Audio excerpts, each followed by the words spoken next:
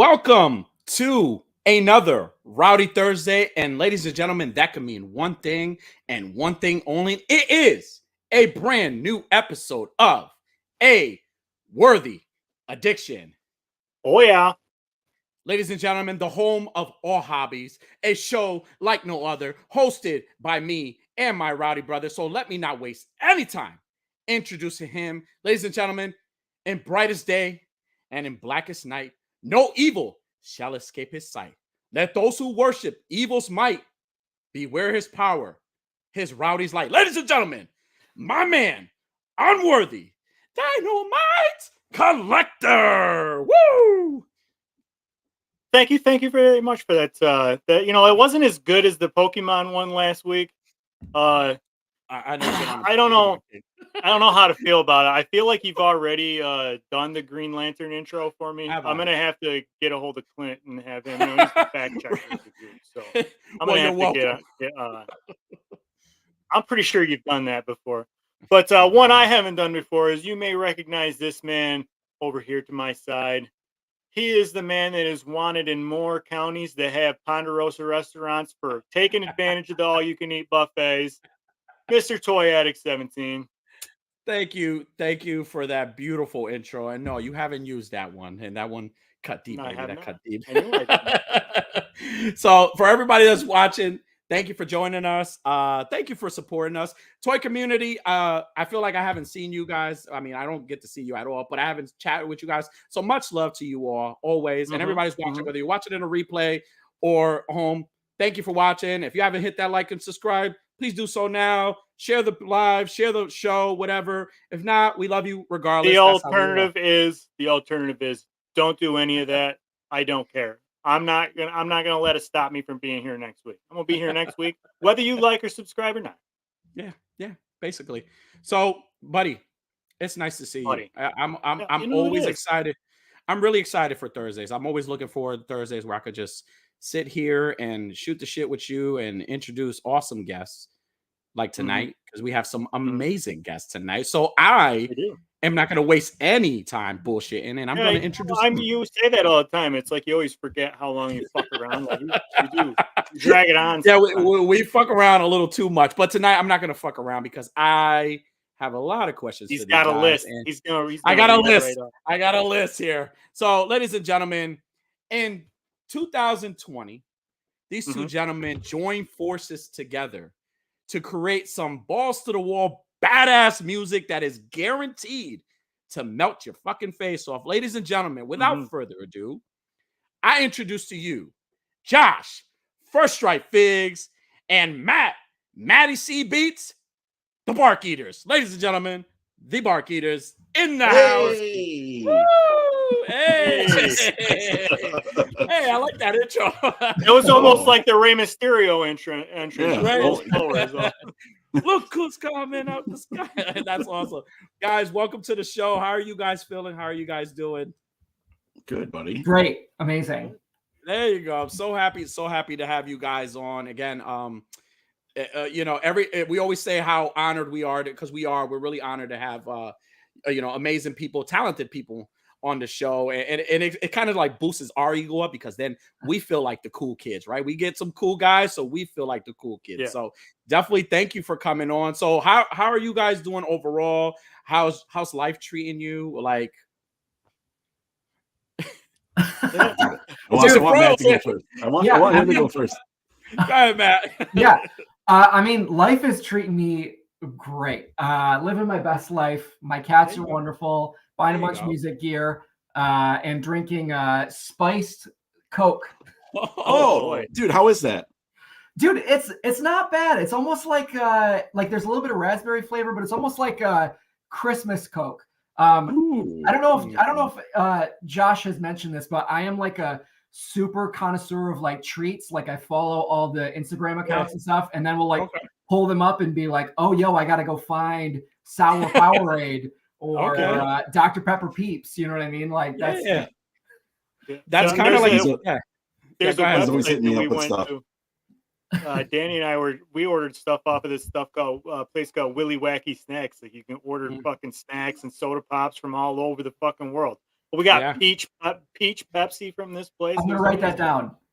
Yeah, crawfish Lays. They were good. Crawfish Lays were really good. Strawberry Coca-Cola. Butterscotch Kit Kats. I mean, it was where were the butterscotch Kit Kats from? Are they Japanese or? I think those ones. I think they were. I think they were German. I can't remember. Oh, no way. Yeah, that website. Cool. They got all kinds of amazing shit. So you want to talk about Japanese Kit Kats? So go. We live on different coasts of the United States, right? So we'll probably talk about this a little bit, but I go to record our album, and I always hang out with Matt when I go home to see family and friends and stuff. Mm-hmm. And I go to his house, and it's just like, hey, do you want one of these? And the dude like opens like a box or like a drawer, and it's just full of like Japanese candy, and it's literally any flavor of like Japanese Kit Kat that you want is like in there. I have 40 different types of Kit Kats in my fridge right now. Yeah, it's great, but it's also kind of weird. You know what I mean? Like it's I don't know. A weird thing. I don't know. Yeah. I don't think that's weird. I've been wanting to try the pistachio ones. You got any of those? I'll come over and pop in. Amazing. I gotta definitely look into those. That sounds entertaining. So, guys, again, thank you for joining us. Thank you for coming on. We are again so honored to have you on, but we want to say hello to the chat because the chat is the third host of this show, and we'll say hi to them later. You didn't even let Josh answer your first question. Just roll right over. What was the question? I'm sorry. How am I doing? How's life? How are you doing? I was good until you were gonna skip me. Now I'm sad. Yeah, bastards. This is like I deal with weekly. Yeah. You know what? I'm gonna mute you the whole show. That's fine. I'll just make weird noises and faces by myself, and then it'll still look weird on your channel. So how are you doing, Josh? I'm good, brother.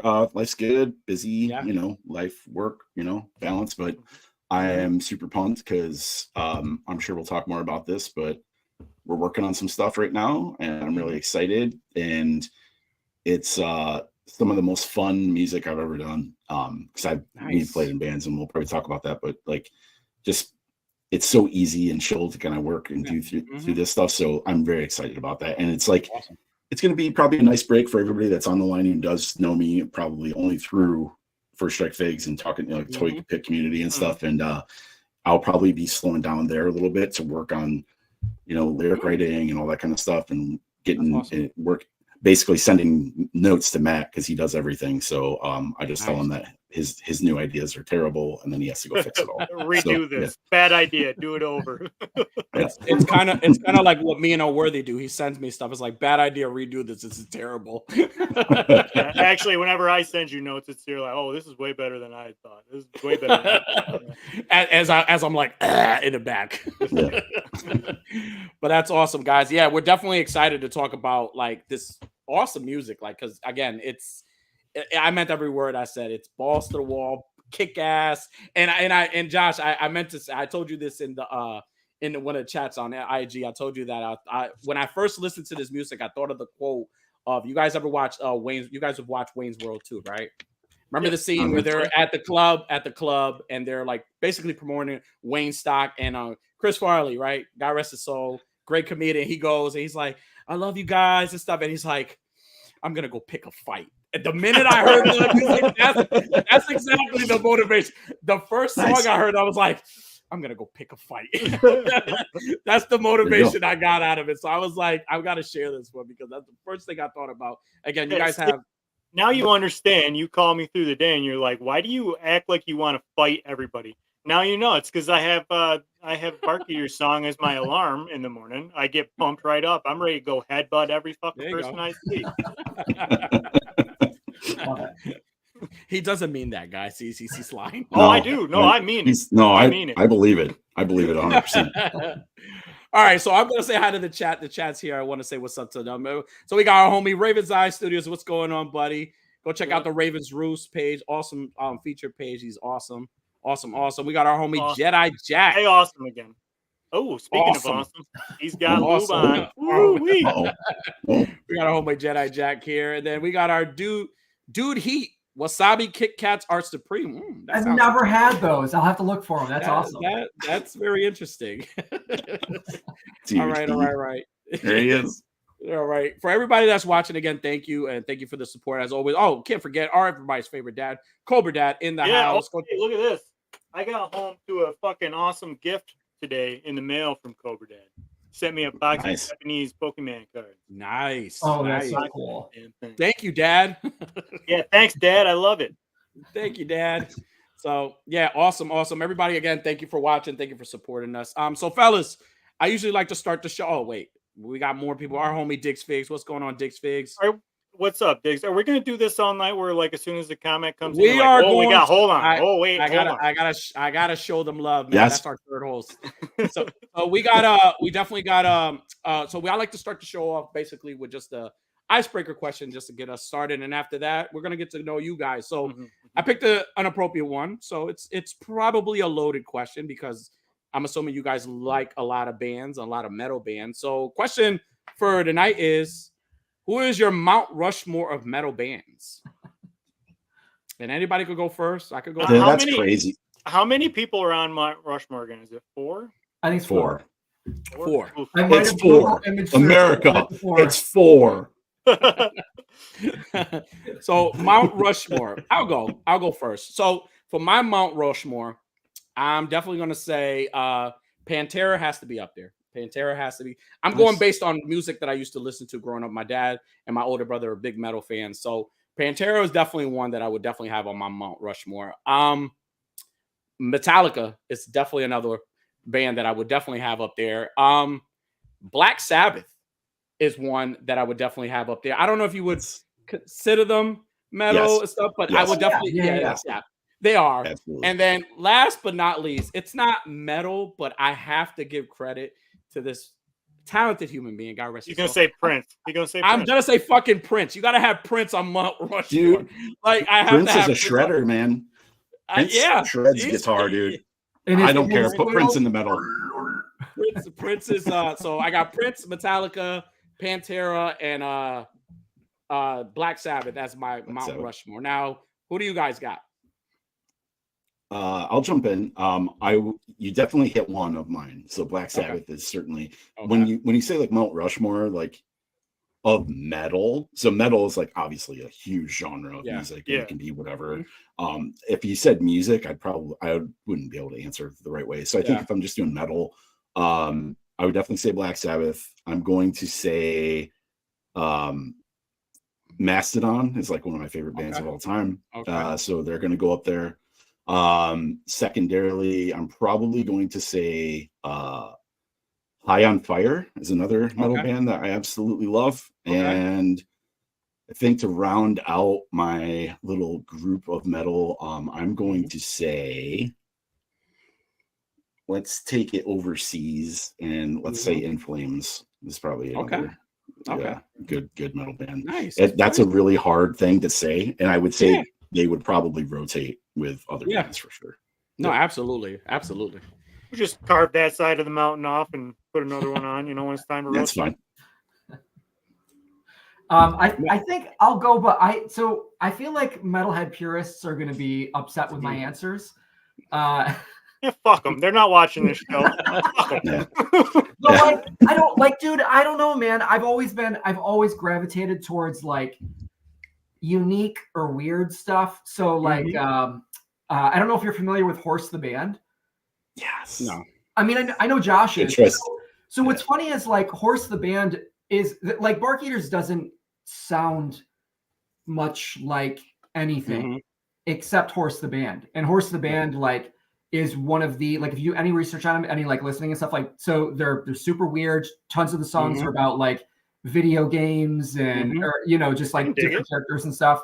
But so it's a little bit of like that Nintendo core thing, but like musically, it's so intelligent and just off the wall and stuff. And that like when I think about like influentially like that, I've definitely like osmosed a little bit of that Horse the Band thing. They did like a world tour and had like I think they made like $70 or something like that because they just it's like crazy. It's crazy. So another one that again, whatever, The Armed. Okay. Dude, they're like they're earlier albums, like nobody knew who was even like in the band. It was like all a big mystery. And this latest album actually was like produced by like Troy Van Leeuwen of Queens of the Stone Age. He was like one of the producers on there and stuff too. So like the Armed Rules, and this is I'm a big like hardcore fan too. Knocked Loose is a band that's been around for a hot minute now, and like their stuff just keeps evolving into some of the most like interesting whatever. And then so again, maybe not like super metal, but my number 4 is Glassjaw. Ooh, okay, I've heard of that one. I've heard of them. Yeah. So like Glassjaw, like way back, I mean, literally when they've been a band since like 1993, which is like their whole like thing or whatever. So like I remember being at like Warped Tour when so that was 2003 Warped Tour, and like Glassjaw's Worship and Tribute had Tenacious D.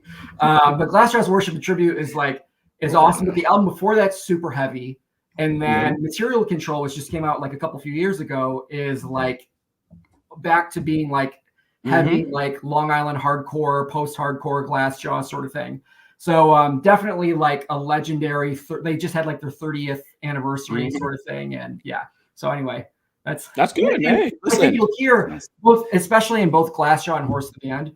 To me, those have almost been like the crux of influential to me. Like there's it's heavy, but there's tons of guitar effects. Like pedal, I collect like the pedals, you know what I mean? And like just they're awesome. That's awesome. Hell yeah, dude. This shows me just like how little I know about music in general. I don't know how all the genres get broken up between different types of metal, screaming metal, Japanese metal. I mean, I guess I understand how they do the Japanese, but there's like so many subgenres. I don't know how they all get divided up. What's really fascinating about metal too is that when you listen to like when you think about like death metal and like hardcore and stuff like that, there are awesome new bands coming out now that sound exactly like bands from now, like 30 years ago. Like you know what I mean? Like it's crazy and also just like exciting and I think it's like a testament to how much longevity those styles actually have.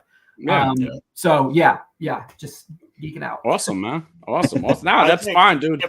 If I had to pick 4, I would say always the first one I would put on from any kind of metal music is Amon Amarth. I listen to that all the time. They got to go up there for me. I'll agree with Josh. Mastodon is another one that I'm always putting in rotation. I still listen to like Steam Breather and Scorpion Breath like all the fucking time. I don't want to agree with Danny, but Pantera is probably one that got me in. Dude, I didn't want to say it, but when he said Pantera, I was like, I can't take 2. But when we talk about Barkeaters, I'm going to reference Pantera a lot. So there's a lot of Pantera in Barkeaters. Pantera's dope. It's okay that you didn't want to agree with Danny. I agree. I forgive you for not wanting to agree with you. I didn't want to. Well, too bad. You did. And then I guess I would have to say, and I don't know, this is like one of those things where I don't know how the subsets of genres split up, but one of the first bands that I listened to that I consider metal, that like really got me into the headbanging and getting rowdy and throwing hands and shit is Slipknot. Dude. That first Slipknot album, I'm not afraid to admit, like when that dropped as a young man, I was in 8th or 9th grade. Iowa? When that happened. Yeah, no, the one before Iowa. The okay. Yes. And when that came out, when I was in like 9th grade, man, I absolutely blown away. And people could say whatever they want about like that genre, like those years of metal from like 1998 to like 2001, like new metal or whatever. Slipknot's still around. I'm not saying most of the band is, because either half of them are dead or like they've replaced people. But what they did absolutely changed what metal became for like the next decade. It's good call on that. Well, I think what's really interesting too is like they are one of those artists where they've been so influential and yet nobody else sounds like them. Versus like other bands that you know, like they get big, and then there's like just a bunch of bands that are doing that thing. Slipknot, I mean, I'm not trying to say that there aren't bands that don't sound more like them, but I mean, like you almost like can't. I mean, unless you have, you know, 4 extra dudes in your band, you know. That speaks a lot to the versatility with Corey Taylor too. Like he can kind of switch up his style. I think that kind of reflects with the band too. You know, they just when somebody starts sounding like them, they throw it all to the side and they start sounding completely different. I fell off of them after Iowa. I can honestly say I don't think I've heard a song after Iowa, the album, but maybe I have and I just didn't pay attention. But I will say those 2 albums were just top notch. Like in terms of like you can't compare them to anybody else, in my opinion. And I think there's been bands that in that era when like we were younger, like it was real tough to be a metal fan for a little bit unless you found some stuff. But there was bands like that they spawned, like Mudvayne and Mushroom Head was a band. Right? Power Man. Not a fan. Not a fan. But like they tried so much to kind of emulate that perspective and rode that train for a little while. But where are they? You know what I mean? So you know what's really interesting and about that era of music though is that new metal, like NU metal or whatever, like a lot of it didn't necessarily like age super well. And so you had bands like Deftones who were definitely more hardcore metal sort of thing. I mean, and then like, and then they kind of were like almost osmosed into the Korn Limp Bizkit thing or whatever. And then slingshotted back out of it. You know what I mean? With like just like way heavier albums and stuff. So, but it's like it's just like weird how that but that being said though, I look back on all those bands and like that age in music is like super endearing because I think that you had a lot. I think in the 90s especially and in the early 2000s, bands were encouraged to be different to stick out. And then everybody was like, oh, that's really weird. And then with like, you know, I mean, again, like I love, you know, I loved a lot of like the emo bands and stuff too that were in like the mid 2000s, but definitely things became way more like homogenized and not like people weren't necessarily encouraged for being different. It was like, oh, we need you to sound like the next big band. But and also too, oh man, I don't want to go on like super big tangent. No, you're fine, dude. Go ahead. I love this. and I think too, what's really interesting too is like thinking back to like listening to like pop radio in the 90s. There was the same exact thing. Like everybody was really encouraged to be different. And so on pop radio, you'd have Britney Spears, but you'd also have Sublime and Blind Melon and the Macarena. Like, you know what I mean? Macarena. But it's just again, it's like people were so much more. And like, I think, you know, the labels at the time and stuff too, were trying to look for the next different thing. So that when I think metal kind of osmosed that same like strategy, people were like, yo, like let's wear like ski goggles and spike our hair and stuff, you know. Unworthy still does that, you know. It's you got it, you know. Now I'm back to standing out now when I do that, you know. I don't fit in anymore. We got a couple of answers from the chat. Jedi Jack says Iron Maiden. Oh, jeez, yeah. I'm stupid. Cobra Dash says Dio. You know, Dio was born and raised 20 minutes. There's still a street in the town over.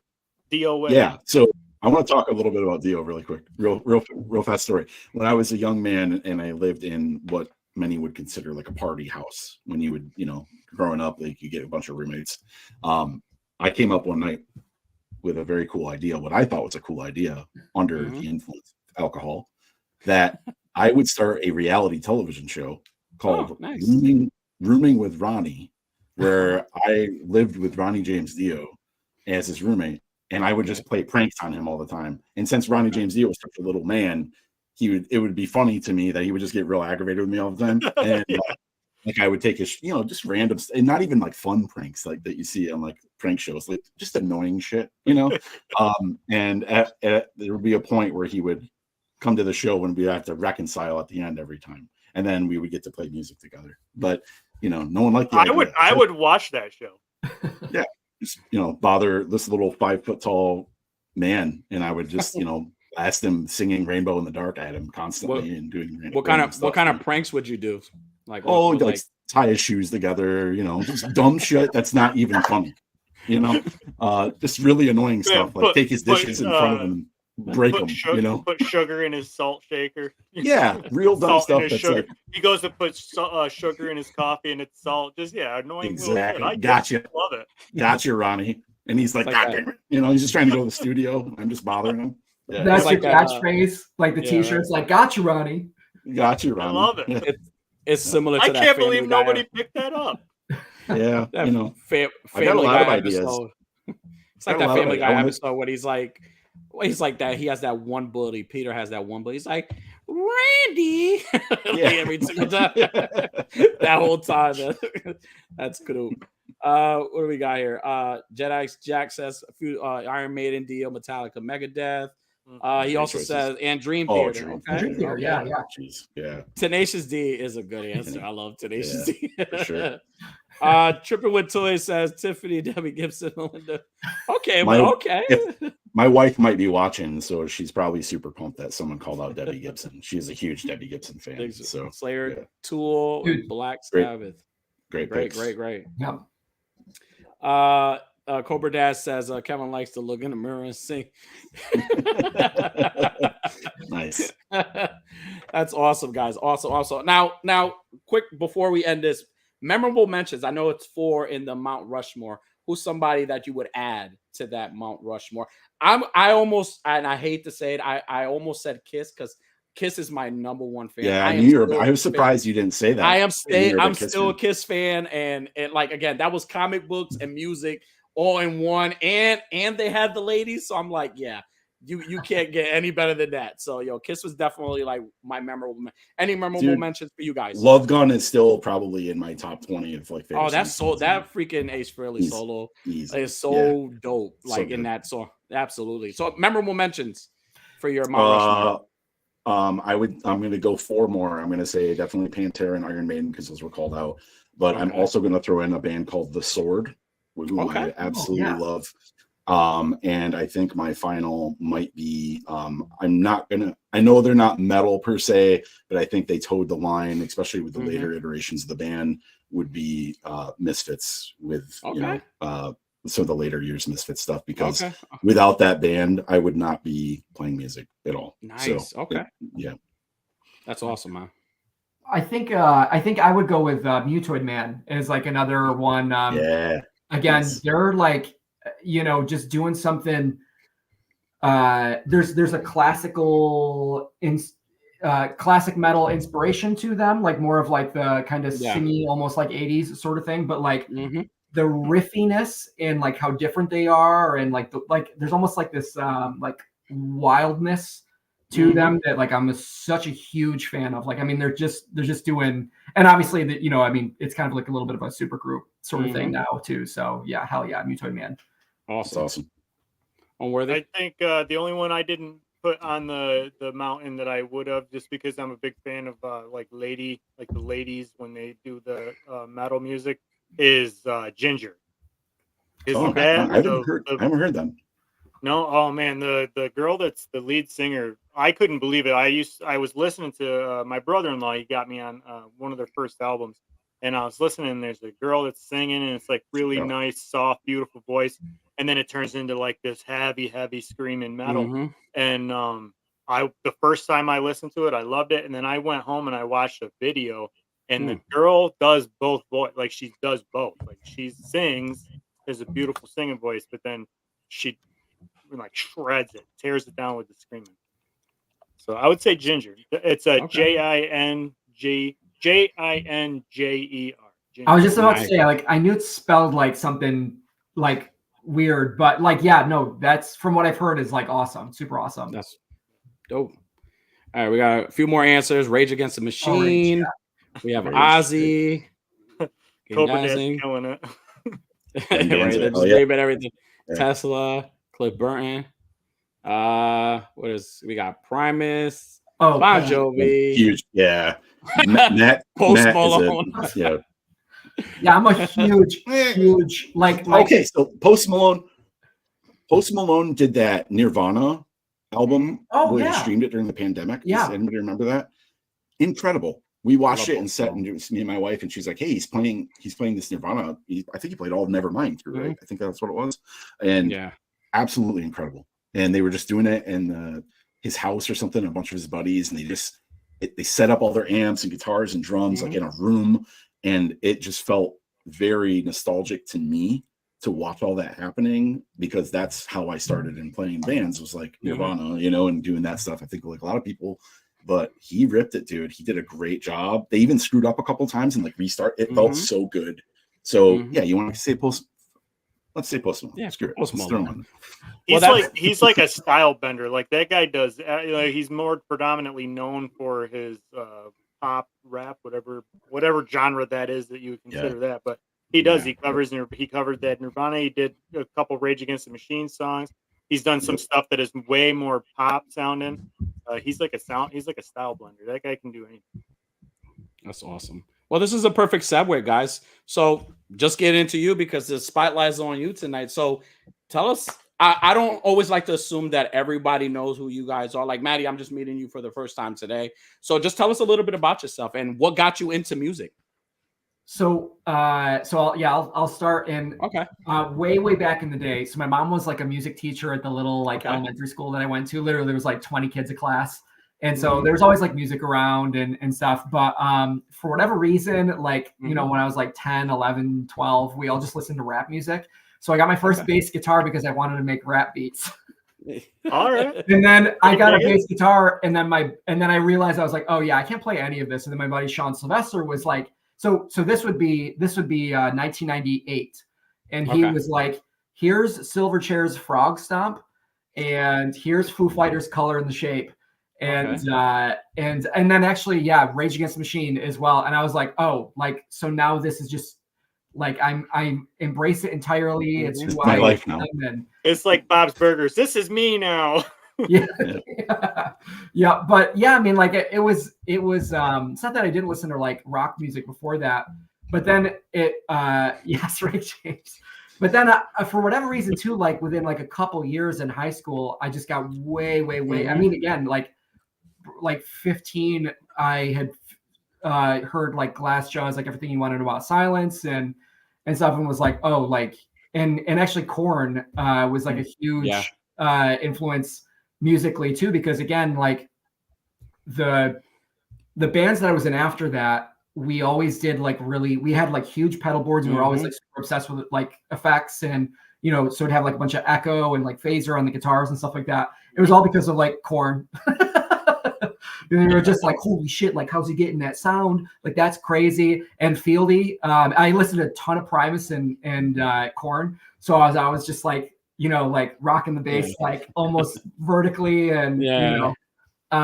But yeah. So that's at least where like it all started. And and then it was when I was like 18, I got my first piece of like recording equipment. Oh, nice. And so that's kind of also how that started. And then a couple of years after that too, I had a friend who was like, yo, will you make me rap beats? And then so that took off to a different side thing. But it you know, at heart, I've always been like the band making real music to somebody sort of thing has always been like the thing that's more closer to my heart. So that's awesome, man. That's awesome. Josh, what got you? I know we're used to you being the toy guy, the toy photography guy. This is a new thing, and I'm so happy that we get to like showcase this talent of yours. What got you into music? I know you've mentioned it a couple of times. It's kind of a weird journey. I grew up not far from Unworthy, and obviously near my friend Matt here, up in upstate New York, and very, very rural area. And my dad was he's older. My dad was an older guy, and he loved Hank Williams and Lead Belly and Johnny Cash. And so growing up, hanging out with my dad, like out in the like shed or like in the house, like that's all he listened to. My mom listened to more like modern country.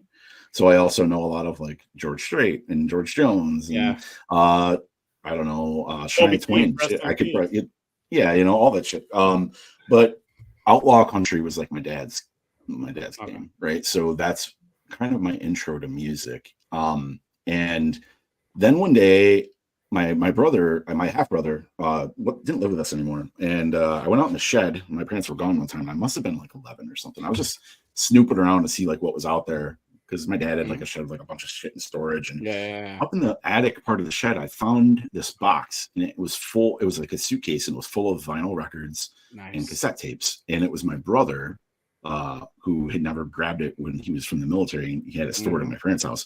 And he had gone to Germany for overseas stuff for in the military, and he had the original Garage Days by Metallica on vinyl.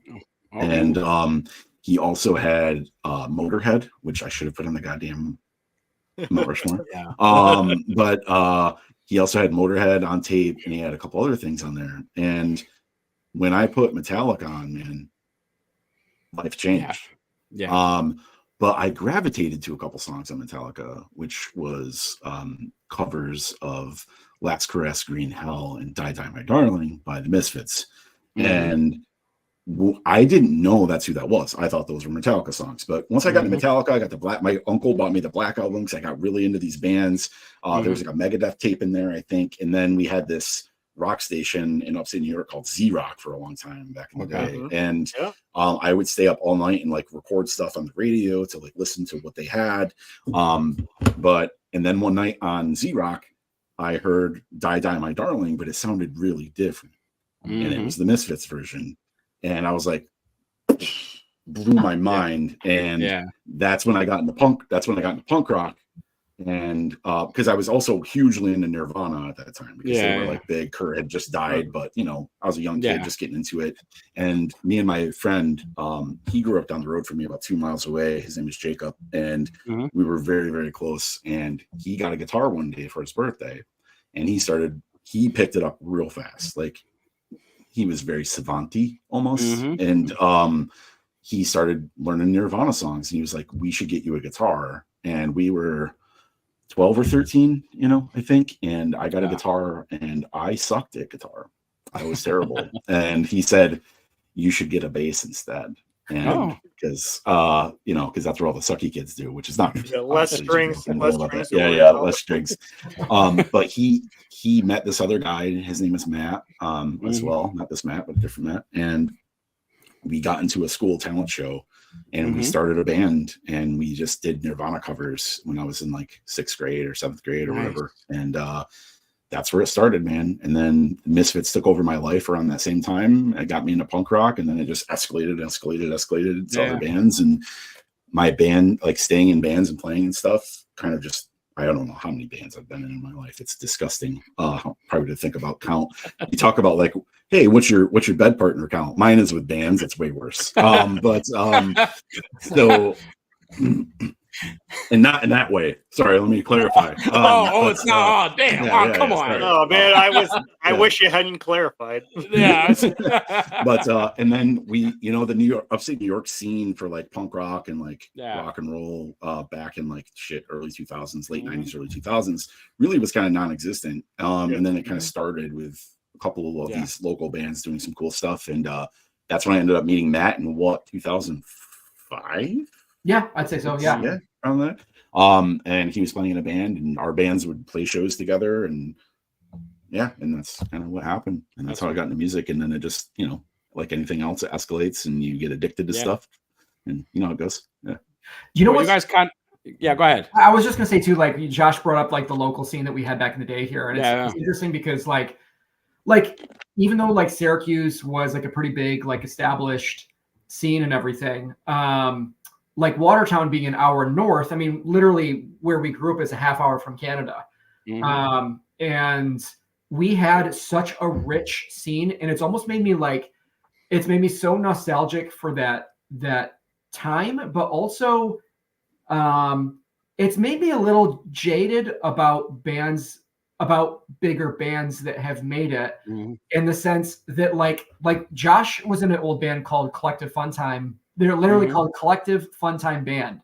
And it was like a mashup of all these different genres, and it was super crazy and interesting to listen to and stuff. And like, to me, that band was way better than a bunch of other bands that were like signed and had made it and whatever.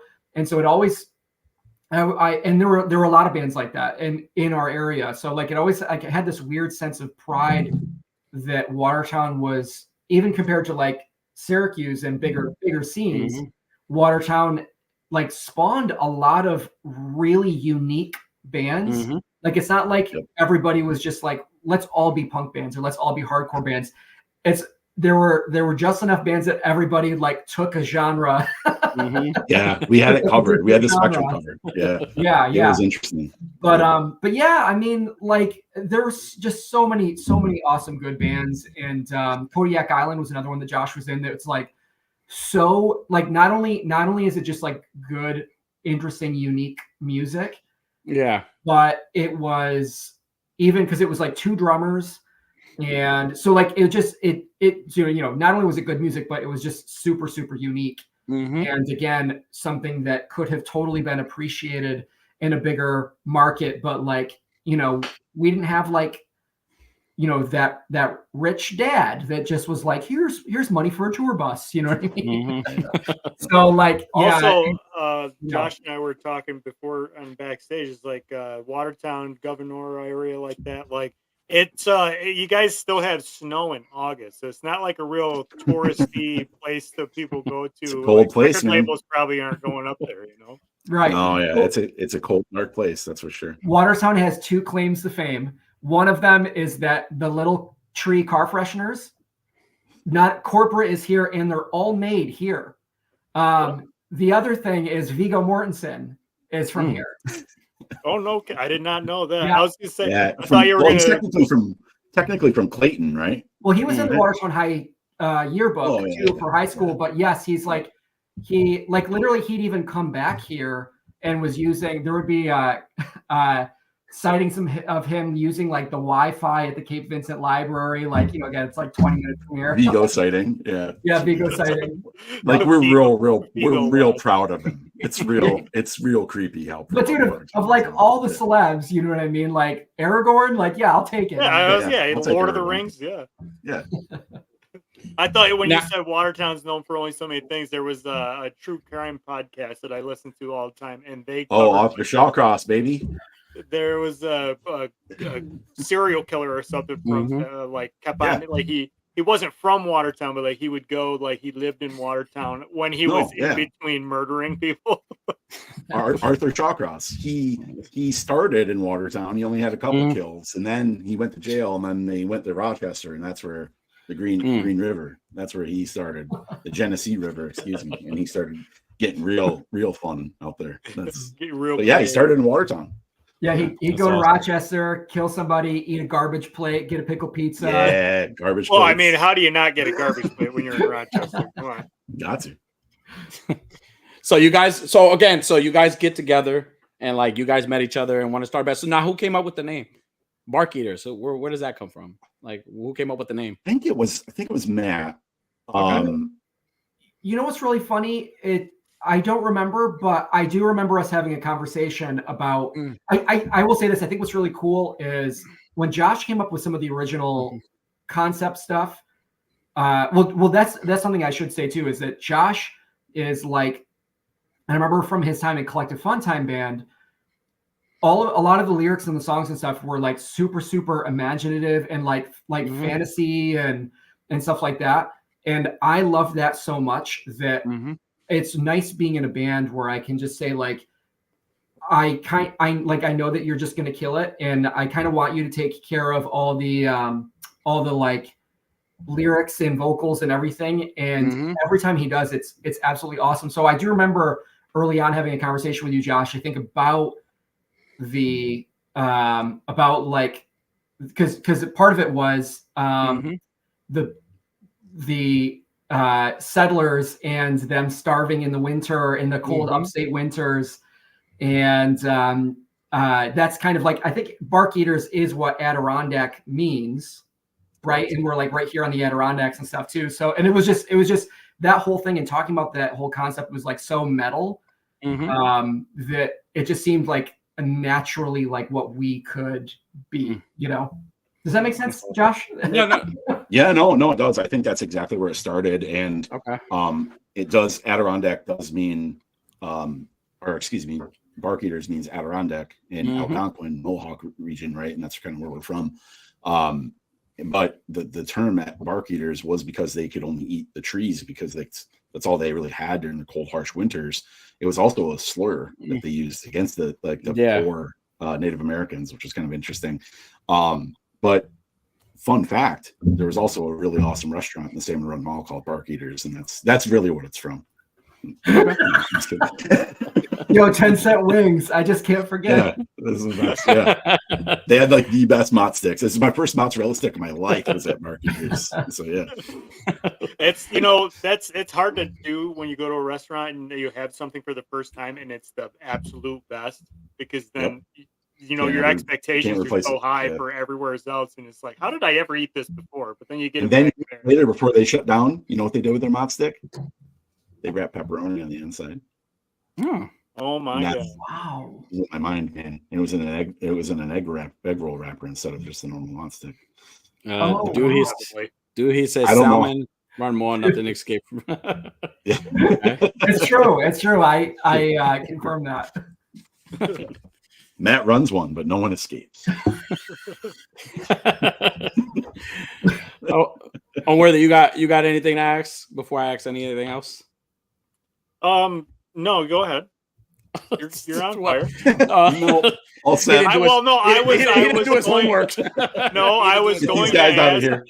I was going to ask if Barkeaters meant anything, but they already answered that. So that was my first question. I got to recover. Good save there. Good save. And again, I just it's so cool that it's so metal and so regional. You know what I mean? Like the Adirondacks is just where I drive and go hiking and stuff. You know what I mean? But it's just like so like brutal and metal. And again, the way that Josh like works that into the lyrics and stuff like that is just totally cool and genius. And I'm extremely grateful to work with him on that stuff. Actually, it's not reciprocated at all. Saying that actually does give me a better idea for a question than Barkeater, since we already know what that means. There is a lot of like fantastical type elements in your lyrics and in your songs. Like, is that something I already know sort of, Josh, from speaking to you before, but like, where do you get your inspiration for some of these fantastical lyrics? Yeah. What's your inspiration? Yeah. So as Matt was saying, like the first EP that we did, it was so cool that he like came up with like, hey, do you want to do some stuff? And it was during the pandemic, and we're like, yeah, let's do it, because he's in New York, I'm in Oregon, so it's not exactly like a band situation. So, but he was like, dude, we could just pay for a drummer and we'll get all the stuff figured out. And he's a wizard at producing and like writing everything. He's ridiculously talented as a musician. So I was like, yeah, let's do this. And he sent me a couple songs, and I was like, oh, I didn't know you had that in you, and he had actually worked on this other metal album, which was really fun. And it was like, yeah, let's do this. But when we were kind of talking like, all right, we want to call it Barkeaters, it's based on Adirondacks, it's about the cold, starvation. And I was like, that's all I need. So the first thing that came to mind was we wrote the song called Curse of the Wendigo, which is, it's a Wendigo. Everybody knows, what a Wendigo is. But a lot of people assume the Wendigo is like, okay, it's the deer skull with like the antlers and the big monster. But it's also got the deeper Native American context of that. It's not just like this big scary monster that eats people. You become a Wendigo because you've cannibalized and ate another person. And a demon then possesses you to carry that forward. And if you bait somebody else and eat more, that's what happens. But the problem with the Wendigo is that when you become a Wendigo, you're never satiated. So you keep going like all the time. Like you can't get full. Like nothing is going to help you. So utilizing that idea of like cold winters, like that was the first song we did.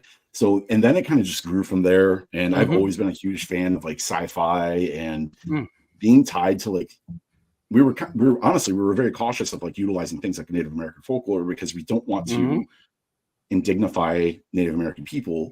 It's really honestly like a love story back to the region where we're from. So it's not really necessarily just about Native American folklore. It's a big part of it, but it's also, when I write the songs, it's a love letter for me because I love music so much, and I'm so nostalgic for things that we used to do. And as you get older, you realize like those things are very farther away than they were close to you, you know? And in each of my songs, our songs, and each of my lyrics, there is typically a callback to something else that I've done, another band, lyrics to another song that were very similar, callbacks to places I've been. And I wrap them all into like a fantasy wrapper. So there's songs about demon bears that avenge their families. There's a song about a priest who destroys a community. There's a song about my weird anger towards home because I felt like I wasn't getting what I needed out of my life. So the song EST 1801 is about Watertown, New York, was actually established and settled in 1801 by settlers. And they drove out all the Native Americans from, I think it was like a 50-mile radius or something like that, murdered, pillaged them, you know, all that terrible things. And I was like, that's kind of messed up. Again, also kind of metal in terms of like the song structure that you want to do. And it was kind of like a replication of like my internal frustration about where I was in life. Because I was like, before I moved out here, I've been out here for 10 years now, which is insane to me. I was really frustrated. I wasn't getting anything. Like I wasn't doing what I needed to do. And this was my outlet to be like, fuck Watertown. Like I'm sick of it. And so when I got to write about it and kind of get that out, now it's like, I love home. And it's kind of like a weird love letter to home, even though it's a tough area. My roots are there, you know? So all of those songs are kind of about that, and how I structured how the songs were placed in the album is very special to me as well in terms of how I did that. And then like the last song, Into the Great Unknown, was very much about my leaving Watertown and going into the West Coast and preluding to what we're going to do in the future. Because I knew me and Matt probably weren't going to stop because it was just a quick 5 songs. But yeah, that's kind of, you know, I write stuff about things I like and like sci-fi, but I try to wrap it into like my feelings because I'm very that was the most romantic thing I ever heard. Like the whole talk, and I'm like, I should take notes here. I should be saying, hey, you know, it's my now it's funny, it's perfect segue. You mentioned Into the Great Unknown. One of the tracks that I really, really enjoyed was the Prismatic Lens. Tell me a little bit about the inspiration about that, because that one right there is the one I listened to like multiple fucking times. Like I was like, yeah, this is the shit. This is the one I like the most right here. So like I like them all, but this is the one. Yeah, it's probably my favorite that's released thus far. So Prismatic Lens was basically me and Matt were like, dude, let's get a single out. And Matt wrote this amazing riff. And I was like, dude, this is heavy as shit. Like it's heavier than the last album. So that was a single, right? Yeah. And he's like, yeah, you want to do something with this? I was like, I have a great idea. And have you guys ever played the video game Destiny, like the first person shooter Destiny? Okay, so I was absolutely addicted to that game for a long time. I finally got out of it. I got clean. I went cold turkey. It took a long time. I did it. But I did it. I did it. I powered through. But what they would do is like these fan things where you could like submit art to them. And a lot of people did like, you know, drawings and stuff, which was awesome, or photography. I was like, let's do a song. And that entire song is based on Destiny. So if you go and listen to the lyrics, it's all about, there's a multiplayer raid in that game called Vault of Glass. And it's about that. So if you just listen, like read the lyrics, and on YouTube, we have a video that I paid this guy to just put Destiny images over top of the song. And it's just about this raid called the Vault of Glass. Every single lyric is literally just lore of Destiny that I wrote into the, you know, into how I wanted to do it. But I also twisted it to be in Thompson Park in Watertown. It's known for being like there's actually a sign that says like sci-fi area or watch out for UFOs or whatever.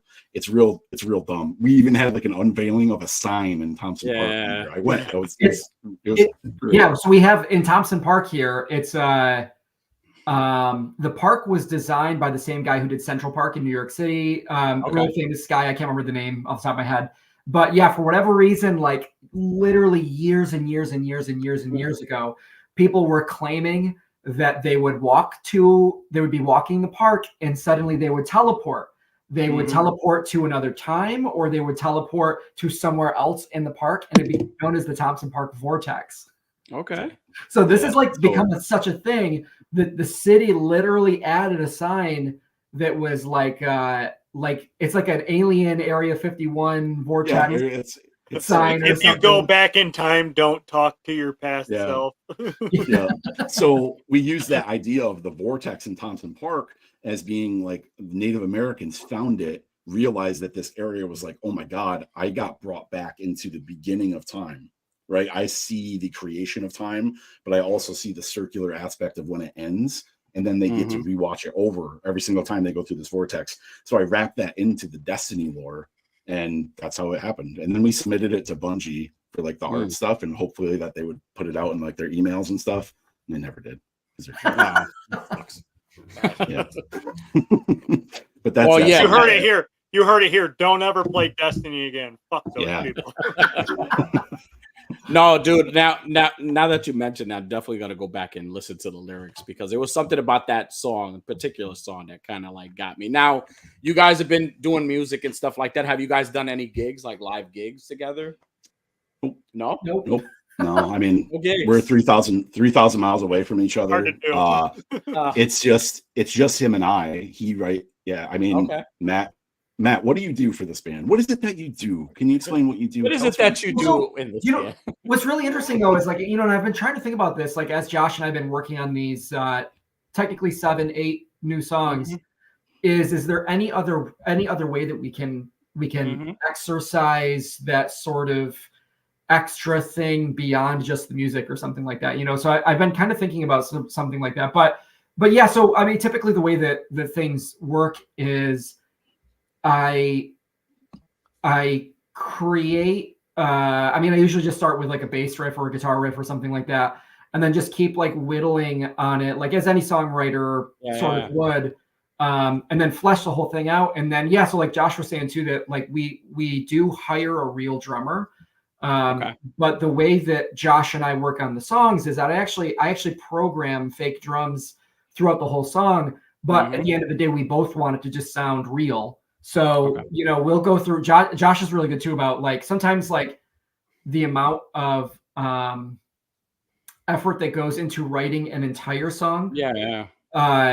Musically, then it's awesome to have Josh be like to help my brain, especially get to like for instance, like with the drums, like I'll do it all, and he's like, it'd be sick if this part was heavier. Drums should slow down here. There should be like a really cool fill here or whatever and stuff. So like helping each other like complete each other's sentences in that sense. So yeah, I mean, and that's just kind of how it is it's just sending it back and forth and back and forth. And that's amazing. Except for that being said though, too, like that's amazing. That's fucking nuts. Like I would think like even me just getting to know you, Matt, and knowing like I would think you guys were like doing this like together, like nobody would never know unless you said anything. Now it's a perfect segue. Like I wanted to ask you this before I forget, because I have it in my notes. Trick and treats. So I was doing a little digging. And I know you mentioned the rap and you mentioned doing the beats. Now you got some flows, Matt. Like I heard a couple of your stuff. I was like, wait, this is totally a curveball. What the hell's going on? I had to make sure I was looking at the right person. I was like, wait, the profile photos match. I just want to make sure. Holding one of my cats. Yeah, right. So like, what is that like? Is that like a side project that you've done? It's I know there's a bunch of volumes and they're all like Halloween based songs, right? So this is really interesting. So again, when I was like producing for other people, like literally like I produced a song that for one of Pitbull's artists. It has Pitbull on it. The chorus has Havana Brown, who's like a pretty big pop star for a little while. The chorus was written by the Havana Brown song. It was written by these two dudes called Kinetics, who literally wrote the chorus to like B.O.B.'s Airplanes, and you know what I mean. It was like a full thing. And like the rapper that I was working with out of Utica, and it's Apache Chief, Aaron Christopher. Him and I opened for Gym Class Heroes, DMC or Run DMC, like just like a bunch of stuff. So anyway, so I had been when you're a hip hop producer, you literally just make the beat, you make all the music, and then usually what ends up happening is like you kind of shop it to a few people and somebody's like, yeah, I'll rap on that. I mean, that's exactly how the whole industry works. Is like literally there's like these dudes, there's like Metro Boomin or they just make a ton of beats, and then these different people just The Weeknd, whoever, just like sing or rap on them and stuff, right? So I got to a point where I was like, I love Halloween, I love spooky, and which, by the way, I see the Halloween poster in the background too. In that previous episode that I watched, you were talking about Halloween 3, Season of the Witch. Big fan. I just watched it for the first time like 6 or 7 years ago. I'm gonna meet Tom Atkins this weekend. Actually, he's gonna be there with so I'm excited. That's so incredible. To meet him for the first time. So what's interesting? So with the hip hop music, knowing that background, it was my chance to do something where I was like, you know what? I want to be like the main artist and make all these beats that are a little bit spooky sounding, and then just have other people rap on those, but about something Halloween or spooky, right? So that's how it all started. It started as like one song that I was just doing with my buddy Apache Chief, and then for that first Halloween, and then I was just like, oh well, I mean, I've got some other buddies that I've done stuff for, but maybe they want to get onto it. And then everybody just suddenly wanted to do it, and so then I was like, well, I guess I can just do an entire EP. And then I tried to make it like an annual thing. And there's some really cool features on there. I became friends with Steve Moore, who is in the band, a band called Zombies, Zombi, but he also scores horror films. Nice. So like he did a movie called The Guest. He did like Bliss. There's one with oh God, I'll have to look it up, but so he's a feature on there. Sammy Adams, who's like a bigger rapper, is a feature on there. I don't know if you're familiar with Tim and Eric. The awesome show. Yeah. So do you remember David Liebehart? He had the puppets. Salome. So he literally does but he literally does the intro on one of the records. Nice. I think I heard that. Well, was that the Halloween tips? Yes. Okay. Yeah. All right. So yeah, he's like a bigger like comedian who's just like he's an awesome dude. But he played Watertown and ended up meeting years ago, ended up meeting like his manager. And so I just like, hooked it up that way and stuff. But yeah, so it's been a really awesome. That was a really cool muscle to exercise for those things. And I wish I would have kept going on it. But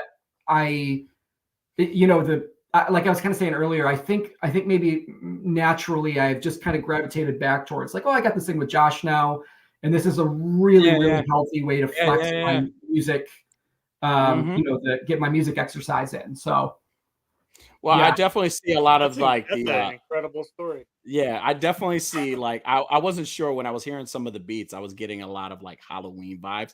So as soon as I started playing, I started geeking out. I was like, hey, what the hell is he playing here? Like, I want to see it. So like my inner child came out, but also too, like with the Barkeaters, like anytime I've like listened even to the songs, like all the songs that I've listened to, like those are the type of musics that I want for like hard. Like anytime I hear music like that, I think of Jason Voorhees, right? I think of like in your face, aggressive, like no holds bar. He's just tearing shit up. That's what I think of. I know Josh is a big Jason fan too. So when I hear stuff like that, I see a lot of like the inspirations that you're bringing into like the Barkeaters. I see a lot of that. So I didn't want to put you on blast or anything, but I was like, as soon as I was digging, I was like, I gotta ask him about this. So I was really hoping. I was like, man, don't let it not be him. You're like, that's not me, dude. From the sounds of it, Maddie, all you need to do is you need to do like a couple like country tracks, and like you've got every single genre locked right now. Yeah, you're like a jack of all trades there. Like yeah, dude, you like nail, and even like the lyrics, like even like the flow, it's just so smooth. Like the voice sounds, like everything, the pitch, everything just sounds really well. And for you to be able to transition and do with Josh the Barkeater stuff, like that's amazing. That's a jack of all trades. That's dope. So now another question that I had for you guys as a band is how's the like what is the process like when you're coming up with a song, right? You're thinking of a song, like how do you guys basically like Josh, do you come up with the idea and then you kind of just do the beat based on that idea that he has? How does that work? Tell us amateurs how you do it. Yeah, I mean, typically Matt will we'll kind of talk through and be like, hey, I had this idea for a song, and how the first album kind of came through was he had Curse of the Windigo done, and he kind of sent it to me like, hey, I have this song I want to do. Are you interested? I was like, yep. And when we started talking, he's like, I really want to add like synth layers and like horror sounds and like all that kind of stuff in. And we're like, yep, let's do that. Sounds fantastic. So what typically happens is he'll just write some songs, and I'm saying like 12 songs, and he just dumps them into a Google Drive. And then he's like, got some mixes coming at you. And then I go through and listen to them, and I'll pick the songs where I'm like, that's cool. Kind of what he said with like the hip hop stuff when he writes beats with like rappers that they want to same idea. I'm doing the same exact thing. But what we'll do is we'll take those songs and I'm like, oh, I like this one, or let's do these 5, or take a piece of one and put it in this one because the rest of that one is poo poo. Whatever that comes through as. And sometimes he'll send me a song and I have to immediately plug my deck in and I just go write lyrics. And we did that with a song that's coming up on our new EP that I'm really stoked on. And he sent me the riffs, and it's so heavy. And it was because I'm a huge like stoner metal fan. So the more we get, the better I feel, because that's more of my vocal range, because I can't sing. So it's just whatever comes out is just garbled sounds, right? But you could have fooled me, dude. You could have fooled me. I just gravitated to it, and I wrote the lyrics in thinking like 2 hours, and I sent it back to him. I was like, "This is one, dude. Let's do it." And then it just builds from there. And then, I mean, that's awesome. Matt's process as a whole is far more in depth because I just have to write lyrics about spooky stuff for sci-fi things, and he has the responsibility of mixing, mastering, writing, all the other stuff. Yeah, but I will say this: I'm extremely grateful to work with somebody like Josh, because anytime that he does that, where he's just like, "Hey man, like sent you the lyrics," and then he'll sent me the vocals and stuff like that, and I hear him, I'm just like blown away, and then you'll explain like the deeper meanings on them, and I'm just like, Jesus, dude, like that's so sick. It's so sick, and like I'm just like, this is incredible. Like, yeah. So awesome. Anyway, as you were Josh, you definitely could have listened. You could have fooled me, dude, because I was blown away when you told me backstage that like that was gonna be one of my questions. Who's doing the vocals? And like now I know, and I can hear it, because I mean, if everybody that's watching, you remember the Halloween episode, the narrator. I was going to say, I can't believe you didn't realize that it was Josh. No, I mean, I never liked. When we were doing the Hacktober thing, we had the Hacktober stuff going on, and I straight up I messaged First Strike. I was like, so I got this thing coming up, and I need a narrator. And you know what I thought is, I need the sexiest voice I know. Wink, wink, nudge, nudge. You got anything going on, buddy? No, but the vocals are on point. Thanks, man. No, definitely. I have 2-star questions I have some saved questions from some of the people watching. So Toy Art Unlimited had asked, you guys sound familiar? Gentlemen, ever do any shows with MetalAF and Light Crusher? No shows ever. So no shows ever. You guys heard it. Tell those 2 bands to go eat it. No, I'm writing them down to check out though. All right. Yeah, I mean, that might be something that we sound similar to. So that's cool. No shows. Probably no shows ever. Probably. This is definitely a question we're gonna answer later, but you guys can answer it now. You guys have a link of some of the music we can listen to. On our Instagram page. So if you check out Barkeaters 1801 on Instagram, or it's also in my First Strike page, you can link in there as well. It's in my link tree on my profile. But if you go to Barkeaters on Instagram, we don't have a ton of followers, and I don't engage as much on that profile as much as I do my toy photography. And if I did, I'd probably have more listeners. But not after tonight. You can link, you can link. You can link there. There's Spotify links, YouTube Music links. Our videos or lyric videos are posted. You can get on Amazon Music. You can get it anywhere, Apple Music, whatever, Google Play. Yeah, it's all there. Yeah, let me show you. You can get it right here, because I've got it. I should have been a little bit slower on that. Right there. You can get it on Apple. I know my phone's too bright. Some white squares. Get their music. Yeah. You get those bright white squares that says Barkeaters on Apple Music. Yeah. That's my stuff. Yeah, that's my stuff on the white squares. A question for you two: like, what would you say is the most challenging? You know, even you writing lyrics or like the vocals, and you, Matt, doing the beats and stuff. What is like the most challenging things you guys experience doing this work? Oh, you know, I have such a good answer for this that I think everybody here will be able to relate to. Okay. And people listening and stuff, dude. Now that we're just like old, it's just like time. I mean, it's like, dude, you've got like whether it's like job or family or like whatever, and like taking care of pets and stuff like that. Dude, it is just, I mean, even Josh and I were just talking about this the other day, like, you know, got to do our workout or like whatever, like trying to even just be healthy. Like, dude, I just want to like get home from work, sit at my computer, like, and work on music, but like too many. So I know that's something that, especially with Josh and I, you know, like life is happening and getting in the way of trying to find the time. And if anybody, you know, listening or watching to this is struggling to do that, this is your inspiration. This is your motivation to just really clear your head and like really, really objectively try to say, this is stuff that I can set aside. And these are the hours that I'm designating to this thing. And dude, I mean, like even, you know, suddenly it's like, oh, I'm free and it's 9 o'clock. Just like, no, for real. So and you know, I mean, again, like especially busy life gets the hard it gets. Yeah, absolutely. So so Josh, do you have anything with on the nose, brother? That's exactly it. That's time. I also think that I struggle with getting my ideas across the mat, because what he wants to focus on most is like Japanime. So it's really hard for me to make sure all my ideas get through. And he's like, hey, you could have these dudes like doing a fight scene like on top of a mountain and they're like shooting towers at each other, right? I'm like, no, it's not Japanime, dudes. What are you talking about? Awesome. No, it's all time. And I think if I did answer this separately, because that is the answer, is time, but my other thought would be, as I'm getting older, I struggle belting out screams. I used to be able to do it so much in my younger years. I could play 3 shows a night. And Matt knows, when I went home to record one time, in the beginning of the week, I recorded a couple songs and I was fine. The next day I lost my voice and I had to go re-record while I was in his home studio, the vocals.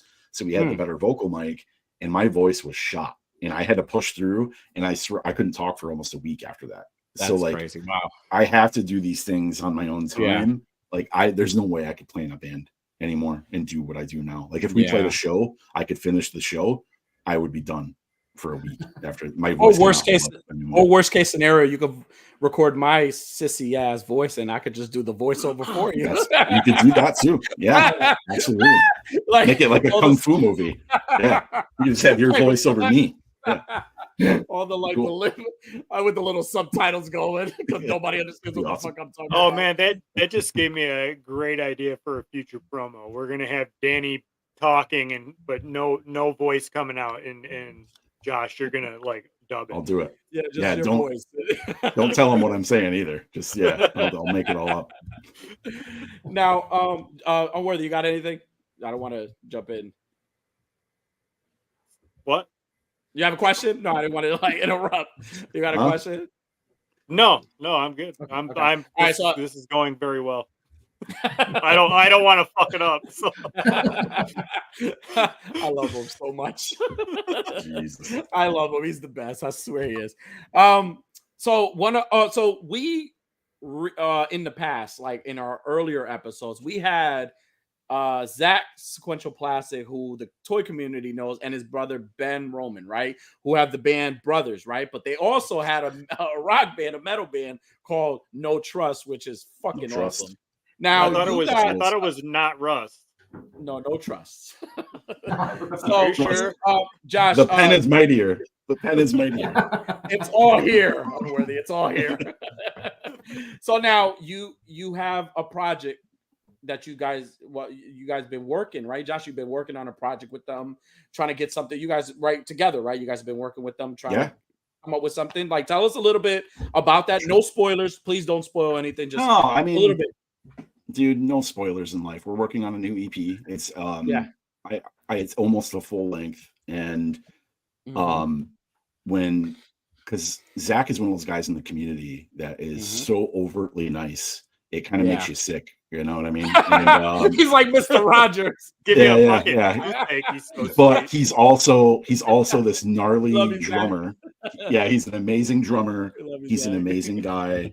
And we kind of just started messaging one time, and we just hit it off. We had very similar taste in music. Yeah. He's a great dude. And he was like, oh, yeah, I'll have a band. And he showed me, No Trust. I was like, this is epic. And then he sent me the stuff that he was doing with his brother, Ben. And I was blown away because, as Unworthy, as I was mentioning, I'm a huge fan of like country and outlaw country. And those guys are ripping some really cool, emotional guitar riffs on acoustic. And it's just beautiful. Ben's voice is amazing. Like, you wouldn't know night and day from No Trust versus that. And he has that gravelly but soothing voice too. And I was like, dude. So on our upcoming EP, we have a cover of Where Did You Sleep Last Night? A lot of people know it from the Nirvana Unplugged, but it's actually where it stems from was he says on Nirvana Unplugged it's a Lead Belly song, which is also not right because Lead Belly recorded it in the 30s, but it's been a very, very old mining and railroad song called In the Pines, which is free use because it's so old and no one really knows where it came from at this point. And the chorus is pretty much the only thing that's the same from every iteration of the song. And we're like, this fits beautifully with the Barkeaters aspect of what we're trying to do. And I've been asking Matt here, I was like, dude, I really want to cover this song. It's one of my favorite songs of all time, but I wanted, so we don't get sued, right, from Lead Belly's estate, we have to, or our music taken down, we had to change the verse. So I wrote all new lyrics for the verses that were into a mythology of what I wanted to showcase on the song, which I think is kind of cool. And when I was talking to Zach and Ben, I was like, do you guys want to play guitar and sing on this? And they're like, absolutely. So it's been a few months since we've done it, but we've time, right? We're trying to get through stuff, but we have the track kind of recorded. I am so excited about this song because it's going to be in the album somewhere, and it's so different. It's very chill, but it's almost ethereal. It's very ethereal. I don't want to talk it up too much, but like, I also went on Fiverr and I found this beautiful artist from the Ukraine, and she plays cello on it and knocks it out of the park. Oh, like, shit. That's awesome. I can't wait. It's haunting. And it's a really cool song. Ben kills it on the vocals. I wrote the lyrics for him. Those guys did it in like 2 days and sent it back to me. Zach has an amazingly beautiful melody over the whole thing. I got a little bit of banjo in there like I did on the first album on one of the songs. And it just feels very like you're going to get murdered in the woods at night. You know what I mean? Like that's the feeling. Yeah. That's relatable. Yeah. I like that. Yeah. So that's kind of the aspect of that. And it really matches with what's going to happen on the new EP, which also Josh sings on that one, like sings. Yeah. You know what I mean? Yeah, I mean he has an awesome singing voice. Like, and I can't wait for everybody to hear it because it's so different than anything that the other Barkeater stuff has done. So nice. Okay. I can't wait for this. Yeah, I can't wait to hear it, man. And listen, shout out to the brothers Ben and Zach, man. They're fucking amazing. Nameless is still my they're working on stuff too right now. So I'm so freaking pumped that they've got a new album coming out, and yeah, those guys are freaking awesome. Soothing sounds of horror. I could dig it. I hear you. I'm with you. No, I was gonna say Nameless is like one of my favorite tracks. That song is beautiful. It's still I like play it all the time. It's so good. But everything that they do and like how well they do it together, and like it just makes me so excited to hear that you guys have something coming up, and even the cello and it's super exciting. It's awesome. Now, if you guys had an opportunity, right, and you guys were able to meet and actually do a gig, who would you like to open up for? That's a good question. That's tough. It could be anybody. It could be me. Me and Unworthy have a band. We're gonna start a band together. Unworthy, we should start a band together. I want to open for Bill Burr. Okay, he's just getting mad. Well, he's just mad about stuff because I think we'll get everybody just angry enough. So when he's on there, he'll just drive it home. No, I think from I think if I could pick any band, it was like a dream scenario. It would probably be like Mastodon or something, but that would never happen. So, but if it could be realistic, I think the realm of possibility, if that ever could even line up. Converge is also one of my other favorite bands. If anybody has listened to their last couple albums over the last few years, that band is beyond most what people are doing nowadays. And I would love to even say that they even listen to one of our songs, let alone share a stage with them. You know what I mean? So. And the guitarist of Converge, Kurt Ballou, is like somebody that I fanboy out because he's also a recording producer, has a studio and everything too. So like, I'm just a big fan of like his production. He's one of these guys that's like doing some really unique sounding metal records, but is also has his own, totally his own style. And it's all very organic sounding. I think that's really important. And what I strive to do with the Barkeater stuff is I want it to sound more organic and less like processed. So yeah, just food for thought. That's awesome, man. Toy Artist says Danny doesn't want to be killed in the woods. He wants to be snuggled in. So he means Halloween ends because I'm a big Michael Myers fan. I love you, Toy Artist. Unworthy, if we were a band, Unworthy, who would you think we would open up for? The Island Boys? No, Jesus. We'd be like that radio station guy. It was like 5 seconds into those guys sitting down, we were ready to fucking fight them. Exactly. We would be done. I bet if we I can never think of the name of the Andy Samberg's band, the Dick in the Box band. Like that's Lonely probably Island. Yeah. That's probably who we would open up for. Nice. Because we wouldn't be able to be serious either.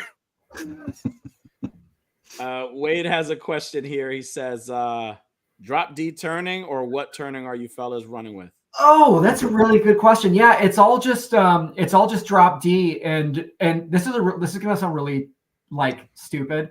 I would love to go into deeper tunings, but I've become extremely obsessed with the mechanics of like intonating the guitar so that everything is like perfect down the neck and every note is perfect on the fretboard and stuff like that. So I just have a couple choice basses and a couple choice guitars and have made them all just it's just drop D tuning and love talking about it. No, I think it's a super cool aspect of this band too, because this is where I'm going to do the Pantera throwback, and this is where I talked about earlier where the influence comes in, because I love that he just mentioned that the drop D tuning. Every metal band you listen to right now, nobody's in like a drop D. It's very rare nowadays. I think late 90s, early 2000s, maybe it was way more common. And I think our band is almost like a little bit of a throwback in that regard. But Matt is doing stuff with drop D that's like very groovy and heavy, which gives me those Pantera vibes. There was literally a song I was like, dude, this is a straight up Pantera riff. I have bugged him so many times to be like, let's go heavier, let's drop it down a little bit. But every band's doing that. So at the end of the day, when I hear our stuff all done, you don't need to be in freaking drop G tuning. Like it's not required to have a heavy song. The Beatles have some songs on the White Album that are just absolutely heavy ripping songs. If you actually listen to it, Helter Skelter, I think, is one of my top 20 rocking like metal songs of all time because that riff is super heavy and that's in drop D. And it's Matt's doing that, so I love that. I'm not bothering him with that anymore, and that's why it's like kind of a throwback for us, and that's why I get very like Pantera vibes off a lot of the stuff. So it's cool. That's awesome, man. That's awesome. Yeah, that's great. Toy Artist says me and Unworthy would open for Scatman. I literally have a bumper sticker on my car that's like I'm listening to Scatman World from 1995. Like Well, come up, follow me and Unworthy. We're opening up for that guy. Hell yeah. Midnight Star says, just went to listen to your stuff. Geez, very good. Oh yeah, dude. Are you on the right Barkeaters? There's another Barkeaters. They're like a folk band. Make sure you pick the right one. You're probably listening. He says, Cobra Ness says AWA would open up for Hoodcast AF. Okay, yeah. Sure. Yeah, it'd be like just like every other Hoodcast show. Nobody stays for the whole thing once. Vico says, y'all open up. The girl that sings. Oh my God. That's not about us. We're not talking about us. We're talking about them. It's about them today, not about us. I love that song though. Good choice. Learning on the job is fun, very addictive. Thank you. Okay. Oh, that's awesome. Yeah. Midnight says, White Zombie would have been a good pick too, I think. Yep. Okay. Now, another question that I have for you guys is that no, actually, Matt, this is a perfect question for you. I know me and Unworthy, we know Josh as First Strike Figs. We know him. This is the whole like band and music. We've heard him speak about this and being one of his like passions also. But like we've met him through the toy community and being a toy photographer. What other hobbies do you have? Because this show is the show for all hobbies. We showcase everything. You know what I'm saying? So what other things do? Snacks aside. No, what did you do? Why did you ask? You open Kit Kats aside. Kit Kats aside. Skelly, what's up, baby? So yeah, like I love being productive and being a creator. I'm a librarian by day and do a ton of like. Wait a second. Pause. Nerd. Pause. Yeah, I'm a librarian. I'm a librarian by day, and literally, like, I design all of the. I've taken my old graphic design skills from back in the day, and like from like bands, being in bands and stuff like that. And I literally make like all these like crazy library shirts and stuff that I like. There's a New York State conference for librarians. I make their shirt and it sells out. I make this other group's shirt for the conference and it sells out. Like, so I love doing that. I just got like a Glowforge. I'm like laser cutting and engraving like different little like cool Christmas ornaments and crazy things like that. Also too, Josh pointed out I'm a big anime fan, huge anime fan, but the other nerdy things that I love are Castlevania and I love Gargoyles, like the old Disney cartoon. That's an animation cell from the original Gargoyles TV show. Do you collect the well, I mean, you don't do you collect figures because they have the NECA has the gargoyles? I know. Josh, you got Glide. We might have to find them one. I don't know. I got a few. I'm actually thinking about sending them to Matt, so not to surprise. There you go. I've been cutting down on my collecting a little bit, and I was thinking, like these. Yeah, but I'm a big anime fan. You know, back in 1996 when I was 11 years old. I would start my, sixth grade. I would start the day watching tentacle hentai. Hey, we had a whole episode about that. Yeah. Can you imagine how messed up I would be if I was like, I'm 11 and I'm seeing this for the first time, and what are these feelings that I'm experiencing in this cartoon? But every morning was like the original Dragon Ball and Sailor Moon. And then it was like a couple years later that I saw like, let's say 98 or so. It was like Toonami on Cartoon Network was a big thing. It was Gundam Wing. It was Dragon Ball Z, so that really started my whole like anime obsession too. And yeah, so now it sounds like you're an anime expert and you might be the most perfect person we've ever had on to ask this question, because we've asked a lot of people and we've never gotten an answer that makes any sense. But maybe you can answer this for us definitively. Why is it that anime and soup go hand in hand? Anime and soup? Yeah, because Danny went to an anime store and it was like an anime store. It was a big store, anime store, but like more than half of it was like a soup store. Like soup you can make your own soup. I'm a big soup fan. Like, is this a thing, or did Danny go to a store that's not a good anime store? But was it like it wasn't like Campbell's tomato soup? It was like no. to briefly explain this because I love that he asked that question. I know it was coming. So I took my daughter for her birthday. She's a big anime fan. There's a story. Big soup fan. No, see, I'm a big, right. I mean, everybody loves soup, you know. She's an anime fan. I'm a soup fan. So we go to this anime store and we take her there, and she's buying all these little like little figurines, notebooks. You know, she loves the Spy Family and all that stuff, which is great. With my luck, on the other side of the store, you can make your own ramen soup. Like you can make your soup and cook it up. So I'm a big soup fan. So I was in there. So we had this whole conversation about anime, and then like what it took us like 2 hours almost to figure out. I was like, wait, this was all at the anime store? This sounds amazing. Why was this at the anime store? That's amazing. That's so awesome. Well, that's the way to my heart. You could you either buy me toys or buy me soup. Take me to a soup, take me to a ramen place. We have a couple of things. It's like Wade Cray says, "Ooh, that's Dark Silence by Dave." Okay. Somebody says Castlevania. Dude, love Castlevania. I gotta say too, like the Castlevania cartoons that or the anime. I don't want to call it a cartoon, but you know, I was gonna say, how dare you? I used to get trouble saying that. The animated Castlevania series that Netflix has been doing. So there's like the original one, and then they just came out with I can't remember the name of this like second series. Are incredible, top tier stuff. So good. I mean, like the animation's insane. The storylines are awesome. Thanks, bud. But yeah, so Castlevania, just love. Also, too, like I've always been a little spooky boy. Like when I was like 5 years old, I remember my cousin. I love the way it's a little spooky boy. Yeah, I remember my cousins playing like Castlevania 2 for Nintendo, and then I used when I was in 7th grade, I had like gotten a little bit of money, and like I remember going to like Babbage's in our mall. I don't even know if they, and buying like Castlevania 3 for Nintendo. I've always been obsessed with that whole like. Dude, and like it's just how cool, like the centuries apart, the family of the Belmonts and stuff, just so sick. That's awesome. Toyar says Gundam Wing was a phenomenal, amazing.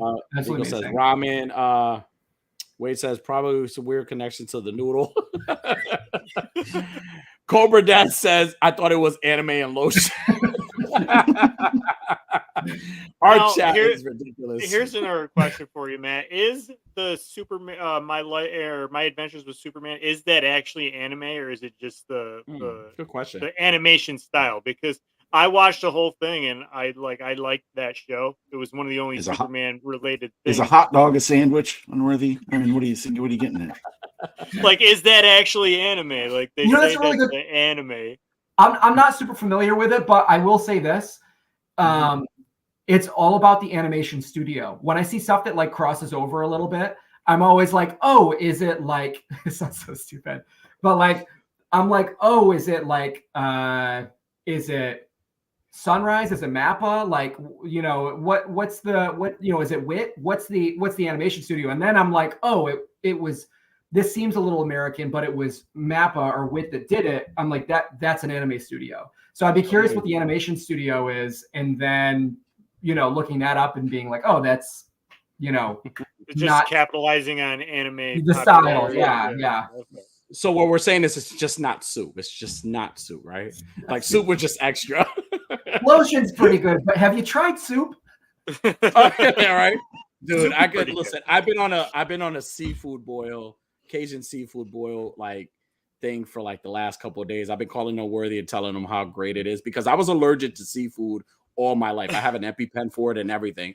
And like one day my body said, "Hey, you can eat seafood." I'm like, well, fuck it. I'm You're gonna not eat allergic seafood anymore. You're not allergic for real. So now I just beat it. Are you making it? Oh, no, this man don't know how to cook anything but popcorn. Are you kidding me? Yeah, right.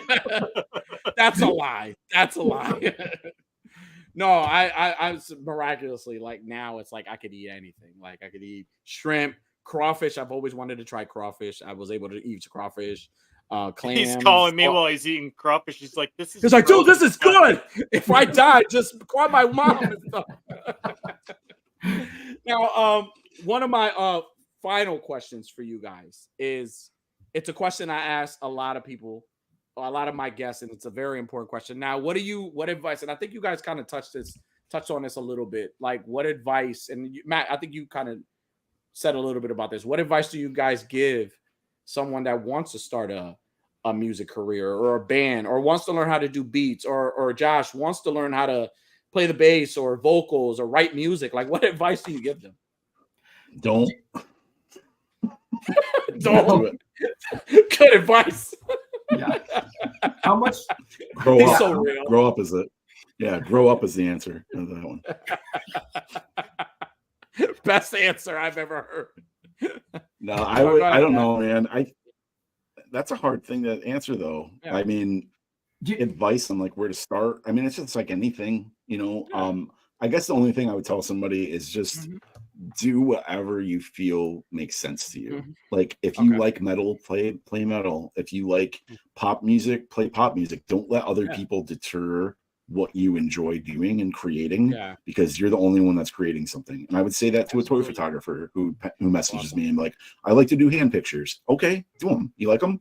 Screw it. Who cares? You know, I don't write weird lyrics about time travel of Native Americans who fight giant luminescent Bigfoots for anybody else but me. You know what I mean? Yeah, so that's awesome. Good advice. I love it. Matt, what do you got? I think I would say a couple things, and a little bit of an echo of what I said earlier, but I would say be objective. And so it's like, okay, like I need to learn this instrument. How am I going to learn that instrument?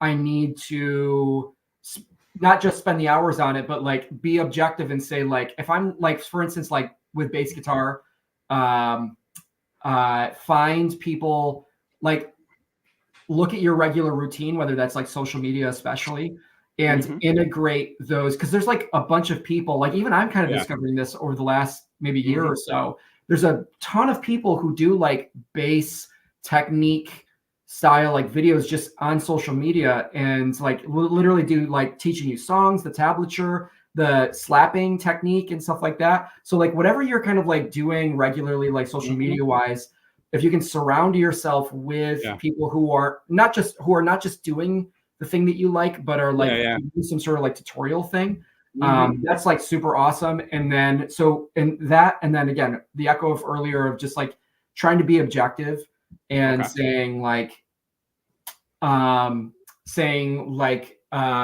know, I really want to learn this thing or write this thing or do this thing, and I'm going to do it Tuesday night at 8 p.m. and I'm not going to book something else at that time, and I'm going to eat fast food that night so that I don't spend all the time cooking and washing dishes. You know what I mean? Like whatever it takes to like just get that thing done. And then the last thing I'll say is to try to do a little bit of whatever it is that you do every single day. And so whether that's, you know, it's like with the podcasting or anything, you know what I mean? Whether that's like writing ideas down or planning or scheduling or whatever it is, if you can just try to do a little, just even a little bit every single day. For me, it's, I try to like not just pick up my instruments, but you know, again, right now I'm kind of in a phase of like, I really, really want to make sure that like they're all set up properly, intonation, string height, like everything, or sit down at the computer, add like open up a Barkeaters song, add like literally a couple drum fills in a new, you know, write a new bass riff somewhere to just make it a little bit more interesting. So long as there's a little single bit every day that will at least keep that thing alive. That's awesome. You heard that on Worthy? That's the advice. We're gonna start this band. I think I'm ready. We're gonna do it. I don't know how to play. The only instrument I know how to play is the recorder, and like that's. We could do that. We could use that. We'll make it work. Yep. Yo, you listen to recorder now. Toyard says, with all due respect, don't make pop music. Hey. Pico says, Lala carry that. He says, put your music out there. It says best ever. Then it gets roasted for tough skin. Okay. Wade Crazy says, gonna make a bust out guitar and sick advice, fellas. All right. Okay. So listen, fellas, listen, I'm telling you, like I like Josh, even like just like again, knowing you just as a toy. He don't even listen. You can you hear this? He don't even know what the fuck he's trying to say. He don't even know. Well, just I mean, I've been saying everything all night. Like it's been me all night. Yeah, it's true. It's true. Well, so listen, let him do a little work. So Josh, like just hearing like being able to for the first time hear about your passion about music and the stuff you and Matt put together and the process of just making this music, like dude, like listen, when I was listening to this, I was like caught off guard. And even like listening to the rap stuff, I was like, that was like a fucking curve. I was like, where the fuck did this come from? So it's just phenomenal stuff. Now I have a special game. It's not a big crazy game that I do it with every guest now. It's it's a nice little fun activity that I like to do. So I don't have a name for it. I call it 1 for 10. It's basically I'm gonna show you an image of a band. You give me the first word. One word to describe that band, right? And usually I've done like comics and I've done like toy companies and I've done all this stuff. So for you guys, it's gonna be bands. So here we go. First one, Pantera. Legendary. Okay.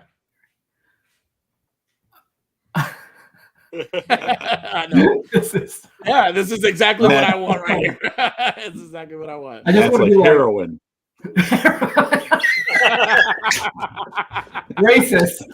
Yeah, okay. Racist. Okay. Murdered. Okay. This is you heard it here first. We're not mine. Yeah, we were in the home stretch of making this like not controversial. Fuck it. Let's do it. All right. Next one. You guys ready? Yeah. All right. Next one is Motorhead. Ace. Oh. Ace. Leather pants. Okay.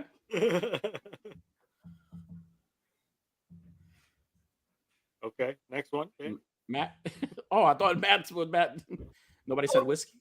Nobody said whiskey. Jack Daniels. Come on now.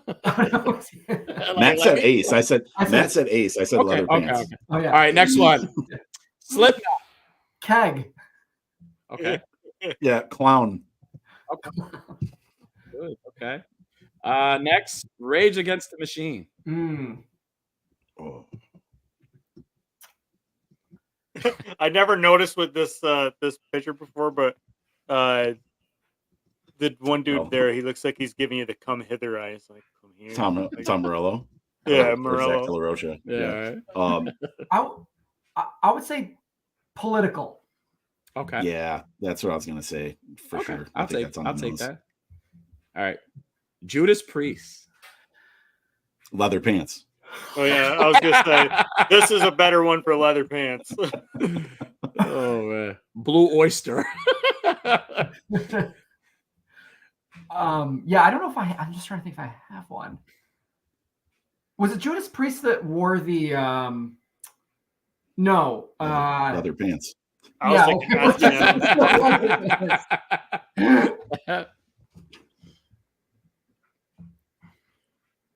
yeah, it's like bondage. Pass. Yeah. Yeah. All right. He's going real. Right. He's getting real dark, and he doesn't want to say anything on a podcast. Is what's happening. Korn. You listen. It's fine. This is fine. You're here. You're home. You're good. Korn. If I'm going by like that, dude, that is exactly what I was gonna say. Like I was like, if I was going on just like Rorschach rules, you know what I mean? Like, what's the first one? 100%. Adidas. Yeah. Yep. Okay. Okay. Next one, Iron Maiden. Oh. Leather pants. No leather pants. No. I would just say Eddie. That's the first thing that comes to my mind. Okay. I would say Skeletons only because all the art has the. Skeletons. Yeah. Okay. Yeah, that's right. Slayer. I would say Blood. Rain. I was gonna say Rain, as in Rain and Blood. Yeah. Then we got it. Yeah. I love what is it? Bloodline. That one song they got. This Bloodline. I play that all the time. It's a great song. Black Sabbath. Cocaine. Lots of cocaine. I would say riffs, just because like I just feel like they've got some of those like memorable like riffs, you know. And I want to be very specific why I said cocaine is because one of my favorite songs of all time is from Black Sabbath. Oh, worthy. What? One of my, Go ahead. She just got me. Go ahead. I was just saying, one of my favorite songs of all time, the exclamation from Volume 4 is where they just yell out cocaine, and it's just like one of my favorite songs of all time. I don't know what Toyetic is doing. Was it because Worthy said lots of cocaine. I'm like, wait, that's not a song. Well, I have a reason for it in the song. Yeah, in the song. But, I just meant because Ozzy was pretty familiar with the old China White. Yeah, he absolutely was. It works in multiple ways. Yeah. Was it Roxo from Metalocalypse with the I do cocaine? Yeah, Roxo. Yeah. All right, last one is obviously Metallica. Napster. That's exactly what I was going to say. Napster. I always think of I can't put it in one word. I would say terrible snare drum, and it's because of that Saint Anger album when he's just hitting that unbeated snare drum makes me sick to my stomach when I hear that song. Really? I get very angry when I hear that song. Saint Anger. In not a good way. Man, I thought Saint Anger was like a good album. Like I thought it was a good album. Like I thought that it really kind of brought them back in my generation. You like what you like, man. You enjoy it. I'm glad you do. I think. I mean, I didn't like the Saint Anger. It's song disgusting, itself. and I hate it, and I don't like you anymore. I like. I mean, Sweet Amber was a good song. Come on. For the musicians out there, I learned something really, really interesting about Metallica just the other day that like I didn't realize. But in the effects loop of their guitar amps, they would put an EQ pedal. And so you'd have the sound of the distortion then going into a graphic EQ. And then that's how in the 80s, especially, they got all that guitar tones that were like that. Like that, like really, you know. Oh, yeah. But yeah, I never knew that until like recently. Yeah. That's cool. That's awesome. So Clintastic's in the house, dude. I didn't want to miss you, man. One of our Rowdy brothers. What's up, homie? Some of the guys are saying, ooh, Slayer, loud noises. Okay. Wade says, hashtag one LimeWire.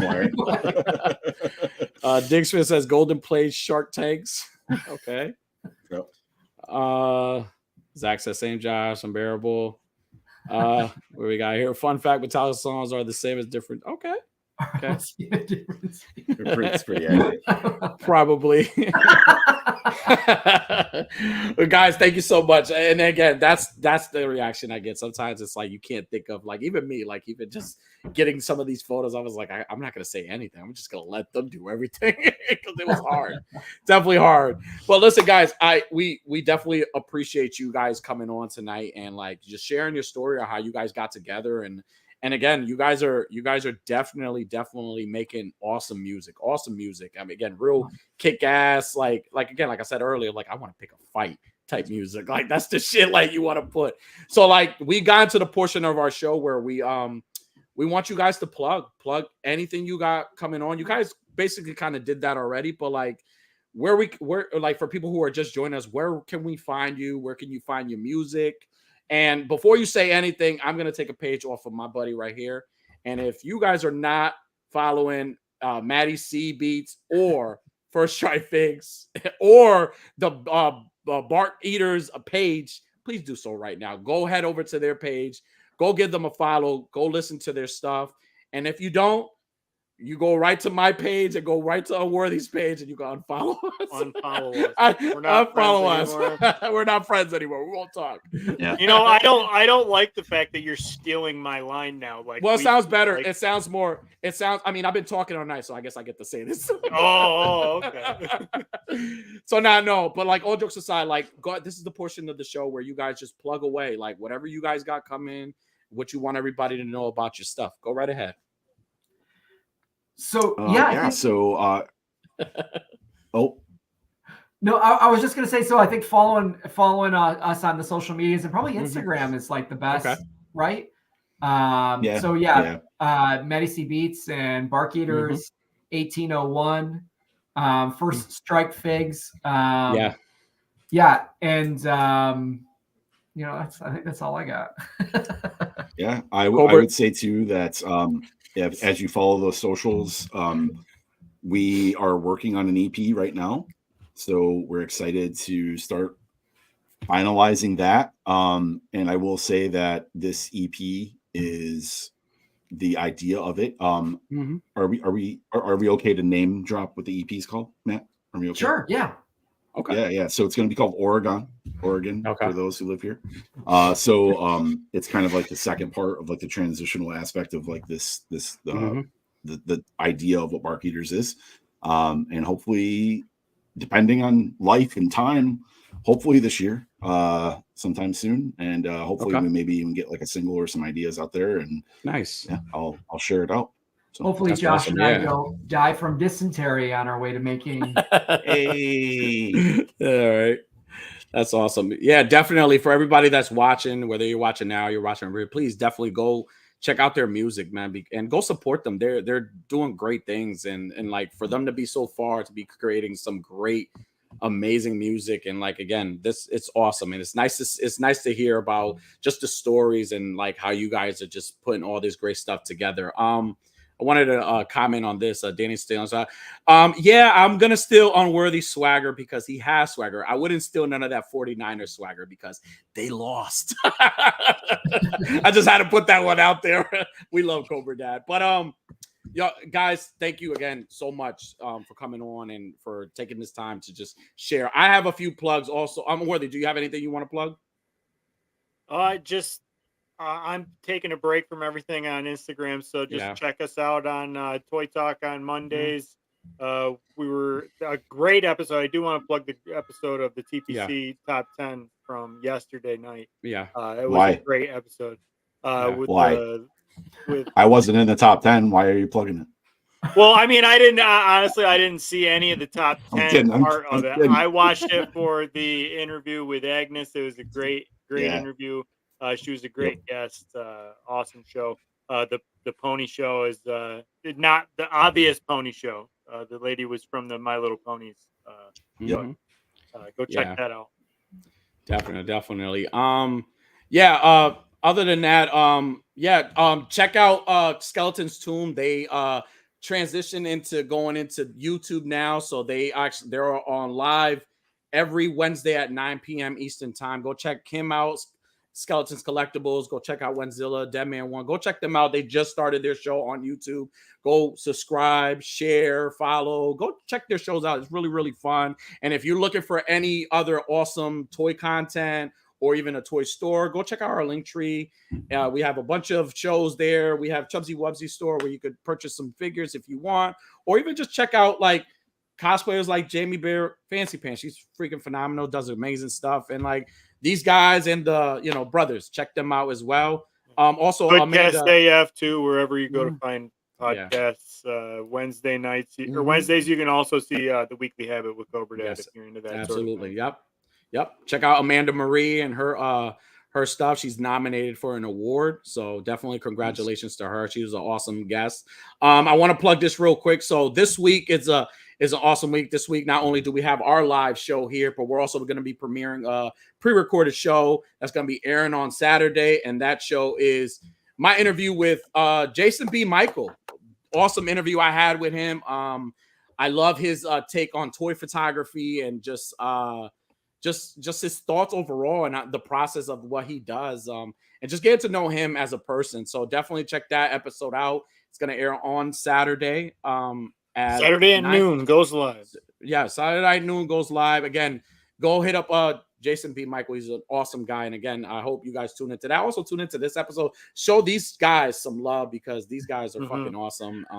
And thank you guys too, because like I think this is the first time that Josh and I at least for us, like we've had like appreciation with anything like this, like this sort of like tangible. You know what I mean? Like it's like that's very, awesome. Hey. Like doing an interview is like incredible to even just like talk about. You know, it's exciting, and I don't.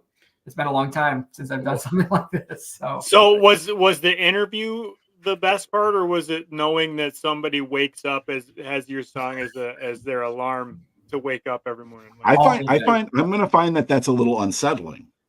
Really? You know who else does is everybody I see after that, because like I said, I'm ready to headbutt everybody after that. He's like Bart Burgers told me to do this. I work for I do maintenance for fast food franchisees, like I have to deal with some of the shittiest of shitheads. So like I need to have that attitude of headbutting people when I go to work. Well, hopefully the new EP will give you some extra anger, because there's definitely heavier songs on it. So I hope so. I can't wait.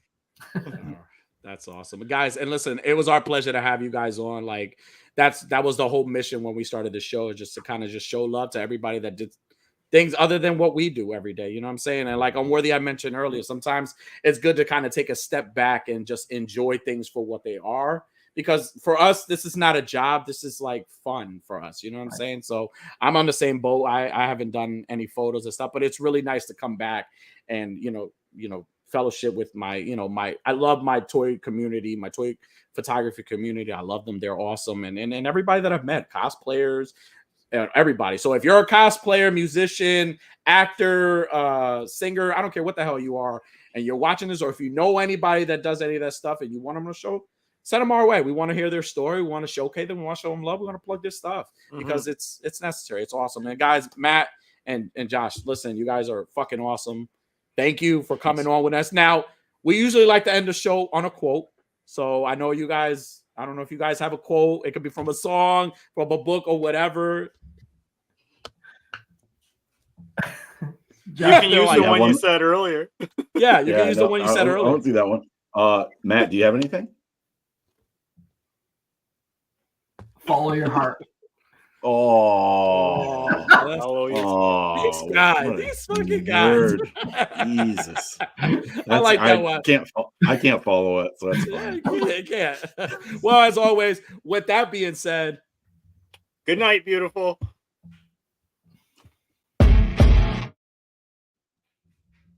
Thank you for tuning in. Be sure to hit that like and subscribe button. Click that notification bell for more content.